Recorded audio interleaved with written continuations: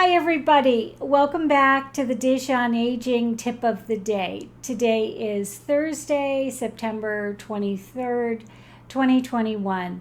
For those of you who don't know me, my name is Dr. Maureen Sweeney. I am a clinical psychologist who specializes in geriatrics, and I practice here in Bensalem, Pennsylvania. Okay, so here I am, a clinical psychologist with too much training when I'm talking to high school students and college students about what I do and the training, the years of school that it takes to get where I am in terms of clinical work. I tell people I spend too much time in school because there's something to be said about it. And for most of us who are healthcare providers, we have never, ever had training in videos and how to put together video presentations for a YouTube channel. And necessity is the mother of invention, is a common phrase that I have heard. And that has been true for me in my practice during the last 15 months of this pandemic. I started providing all the care, the clinical work by video, Zoom video, or by telephone. And then after a few months, I decided I can figure out everything there is to know about putting a video together and posting it on YouTube. And I can tell you, oh, by the way, I had no training in any of this, any of the IT part. I have the content. I know how to advocate. I know how to come up with tips of the day. But the technology, the internet, the processing of the video, the editing of the video, is all totally new to me. So that's my explanation for how Monday's video got cut off at the end. Tip, in case anybody's trying to do this, your computer, even if it's a big computer with a lot of space, can only take so much video space. Video takes up a lot of space. So that's why I got cut off at the end. There's a storm happening now, and I thought that lightning maybe hit a wire or something, but that wasn't it. It was my own equipment failure, but I have that corrected. And I also gave myself away. I'm actually taping both Monday's video and Thursday's video on Thursday, just because life sometimes happens that way. So here I am. I want to follow up what I was saying on the Monday video, and that was, remember, this is true for all of us, whether we have a Medicare plan, whether we have a Medicaid plan, or whether we're working and we have an insurance plan through our employer, or if we've signed up for one of the community exchanges, insurance exchanges. We actually only sign up for our insurance for 1 year, and that's good, bad, and ugly. I mean, if we don't like the plan, we can switch it. I don't know if they can drop us, but they might be able to. So we have the open enrollments in the fall. They're different for working age people than they are for Medicare people. So the open enrollment, we get to take kind of like a review of our insurance plan to decide, is this plan going to work for us, or do we need a different plan? And then everybody's new insurance goes into effect January 1st, and then it's in effect for the calendar year. So what I was saying at the end of Monday's video tip of the day was that, remember, if you select a plan to go into effect January and you don't like that plan, next year you can switch. But keep in mind, if you have a Medicare retirement plan through your employer, some of those plans say, if you discontinue with us, you can never come back. So you want to ask that question. If you have a plan through your employer as part of your retirement benefit. And that's going to be true, by the way, for all of the union plans. So if you have a union Medicare retirement plan, then you cannot switch away from it and go back. If you don't have a plan, retirement Medicare insurance plan through your employer, then you can. If you're just applying for Medicare, it's not related to your employment, you can sign up for original Medicare this year and then switch back to a Medicare Advantage next year. But it tends to go the other way. People tend to go from the Medicare Advantage plans back to the original Medicare plan, just because you have predictability in how much you're going to pay every month, and you have no out-of-pocket, and it can also be sometimes easier to find a provider. So here's what I want to talk about today. Okay, so we're at the last week in September. I've been telling everybody all this week, just an emotional mindset. October 1st is like a magic number for me, because October 1st, every single medical doctor, nursing home, hospital that you go into, every single employee, if it's the doctor, if it's someone who works in housekeeping, somebody down there in x-ray, they're pushing somebody in a wheelchair, they work in activity, they work in dietary, every single employee in that healthcare setting, whether they're receptionist, answering the phone, filing the paperwork, there is now a mandate they will all be vaccinated if they are employee as of October 1st, which is a week from tomorrow. So that is going to be great. The last month we've had local nursing homes, and I'm sure also throughout the country, have had new outbreaks. Argument could be made most of the COVID is coming in the building through the unvaccinated employees. On the nursing home level, that was national numbers were 40 to 60% of nursing home employees chose not to be vaccinated. So the vaccination mandates are a super big deal. So what I just did, so how I'm thinking about that is that once vaccination gets tied to employment, then we're going to have more people in the community, more adults in the community are going to be vaccinated. So that's going to bring our COVID levels down in the community, even though it's a mandate. And we're hearing 130 people lost their jobs here, and I guess maybe, I don't know, a couple hundred university students can't be students anymore because they didn't get vaccinated or show up to get tested. So we're going to be hearing about that, but keep in mind they're small numbers for a hospital system that employs maybe 2,000 to 3,000 people. If you've got 126 people who've decided that they don't want to get vaccinated, it's not going to have a big impact on the running of the company. I was also telling someone this week, I think there was a New York State hospital that was going to have to close its labor and delivery because the nurses working in maternity labor and delivery were choosing not to get vaccinated. And so the hospital just said, we're not going to deliver babies because we don't have the staff. And I think it was almost I'm not going to say calling a bluff, because I don't think those nurses were bluffing. They just weren't going to get vaccinated. What I think some of the nurses might have been thinking, oh heck, what are they going to do? Labor and delivery is one of the most lucrative departments in a hospital.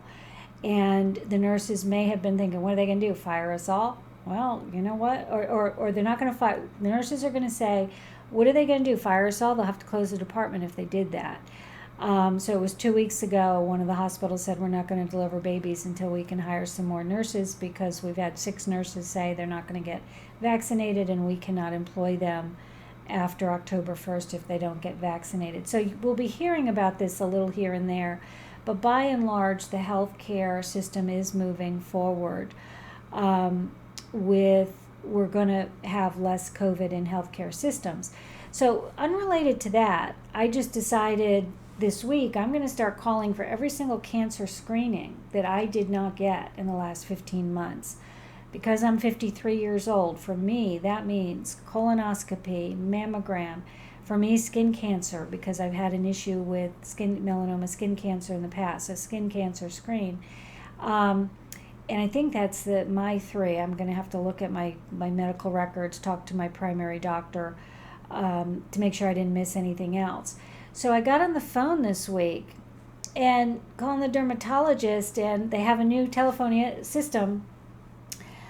They say you're going to be on hold for the next 20 minutes and you're such and such in line. And I've never had that before. And so by the time I get to the front of the line, and I'm already a patient there, I'm not coming in as a new patient. I said, time for me to schedule my annual, skin cancer screening. And I said, it's been so long, I don't remember the name of my doctor in your practice because I've seen so many of them. And so they said, okay, this person's your doctor. First available is March 2022. And I said, excuse me?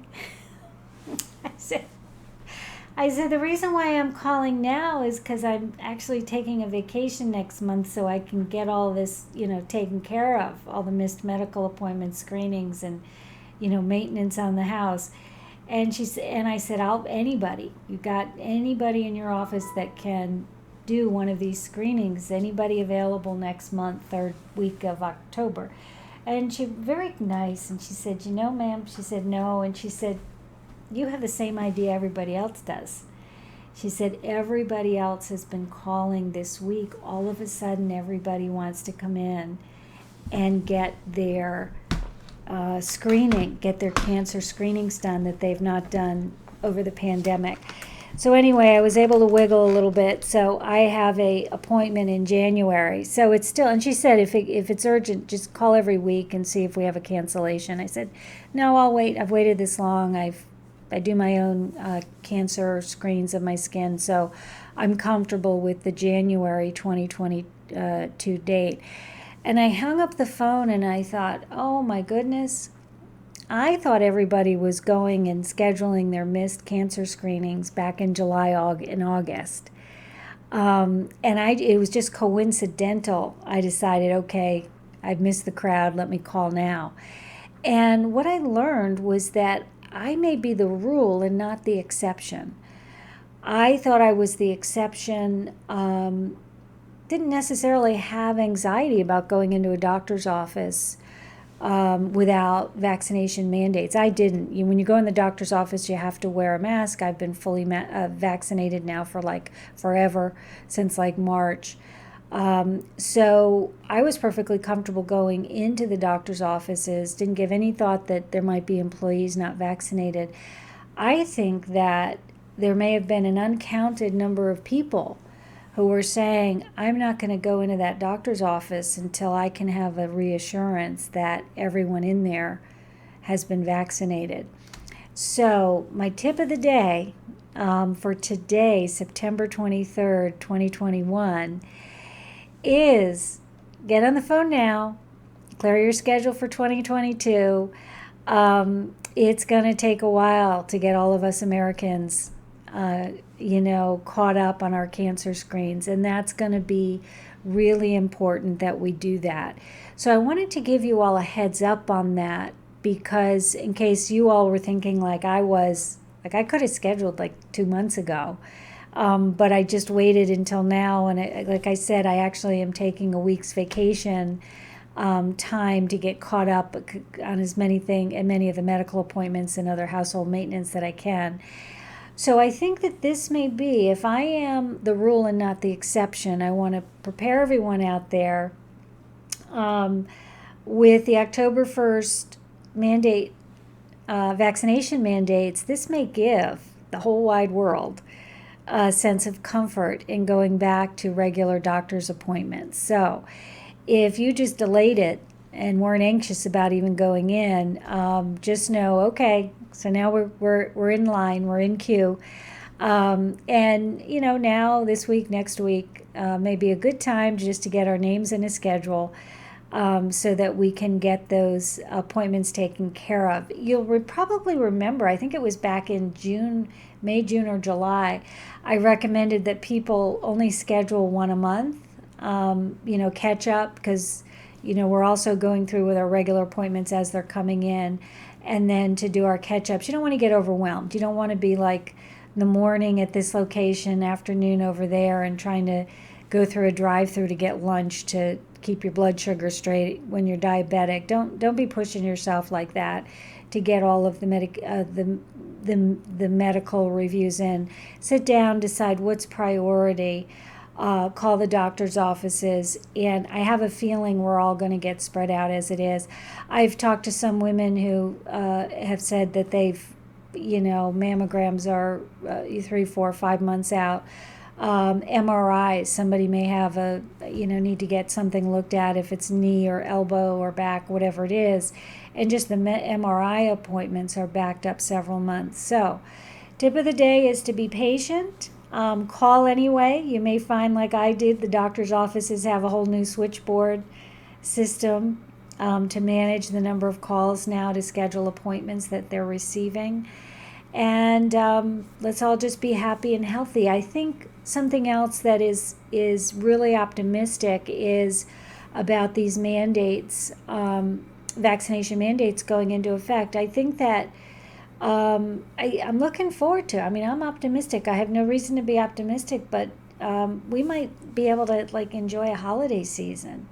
November, December, and New Year's Day celebrations.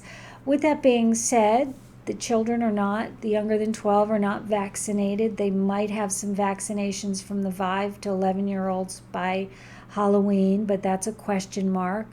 Here in Pennsylvania, our new COVID rates are going steady. The challenge is that the new COVID rates are what we would expect. They're the school-age children. So, but life goes on. So the tip of the week is sit down and try to figure out what are those medical appointments you need to make up, the cancer screenings. Call the offices, be patient. You might be put on hold, and no, you may not, we may all be waiting until 2022 until we get some of these procedures done. So, and of course, if anybody's having any concerns or symptoms, you find a lump or a bump or a mole, something on your skin doesn't look right, you call them and you say, look, I need to get in this week. I know the doctor's not available, but I need to be seen this week. So I know some of you are maybe at times hesitant about that. For those of us, if it's routine screening, then we can call and just ask for the first available. Okay, so that's the tip of the week as we're moving forward into this next phase of Delta recovery. Okay, see you on Monday. Be well, everyone.